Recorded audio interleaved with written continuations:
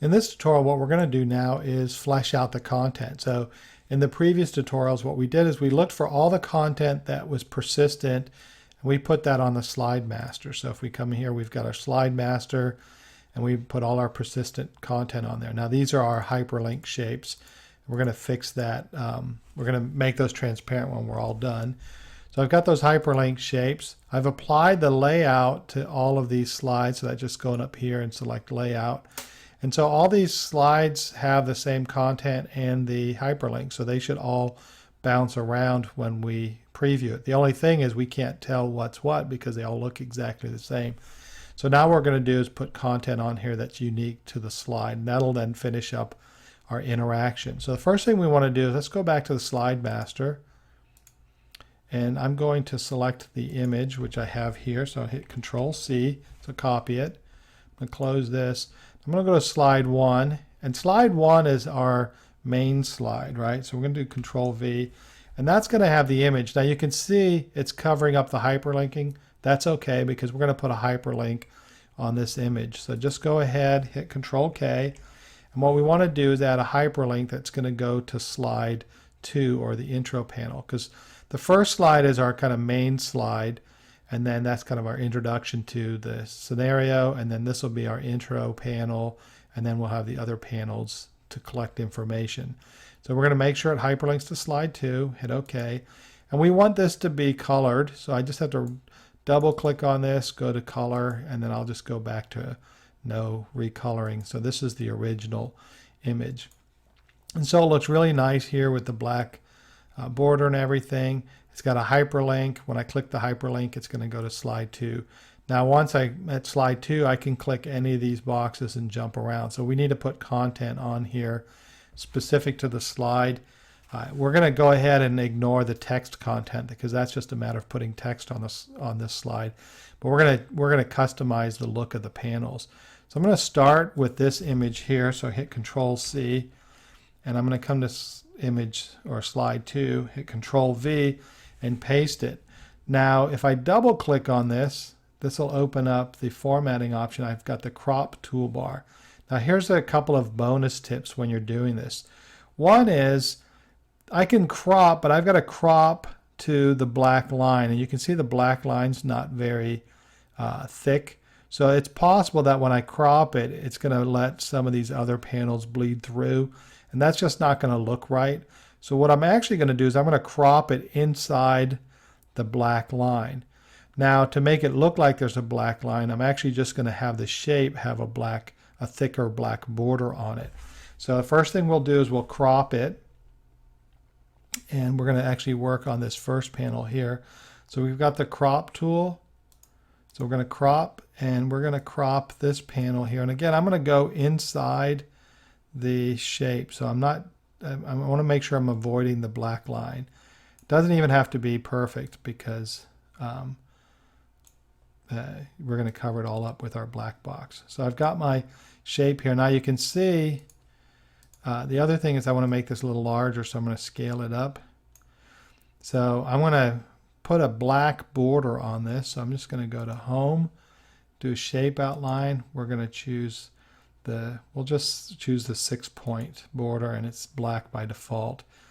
And so now it's lined up. So it really doesn't matter where I put it because it's going to be lined up with the black. The other thing is you can put a little shadow. So I'll put a shadow that always goes from the direction of the corner. So in this case, I'm just going to do Shape Effects, Shadow, and I'm going to choose a shadow that kind of points from the corner.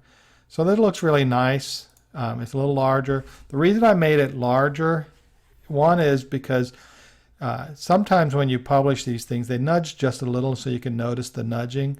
But if you make it larger, it's just going to get large anyway. So I'm going to copy this.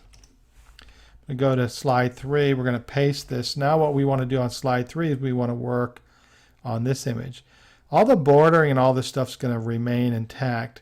All I have to do is double click and crop it. I'm going to crop the shape, and then I'm going to crop this to this shape just inside the black box, right?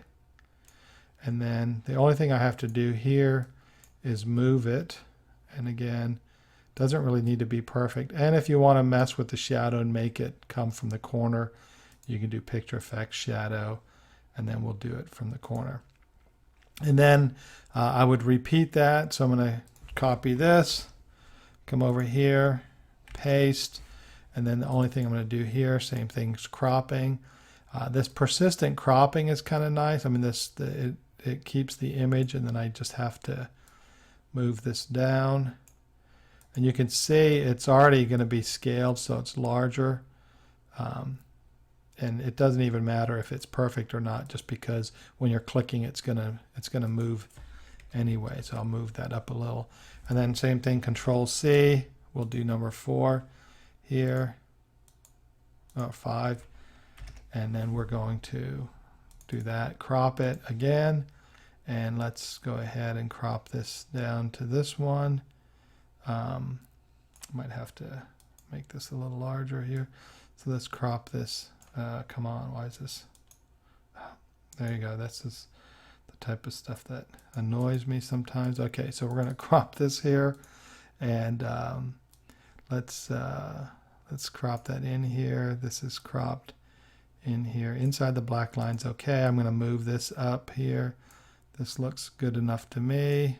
I can change the shadows. So we're going to change the shadows to go to the corner. And then we've got one more to do. So we're going to Control C, come to slide 6, Control V, and same thing, we're going to crop it. And we've got our image here. We're going to do that on the inside of the image, and we'll just move this over here.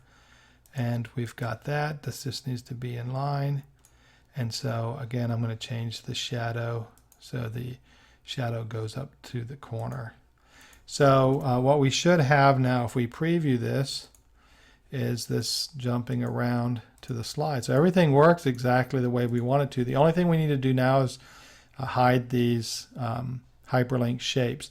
And then you can add your content on here. So let's go ahead, go back to the slide master, and I'm going to go to the blue shape. The first one I want to do is I want to make this 100% transparent, and also, or no fill, no border. So I'm going to go to Format.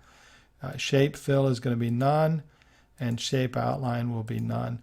Now while this is still selected, I'm going to go to Home, double click on Format Painter, and then I can just apply that to the other shapes. So now nobody knows there's a shape there. That's why the selection pane comes in handy, and having a title on here lets me know where it goes. So now if we preview this, we've got our hyperlink shape. We can get started, and you can see as I click through this, I've got this little interactive scenario. And then it's just a matter of adding your own content to the slides.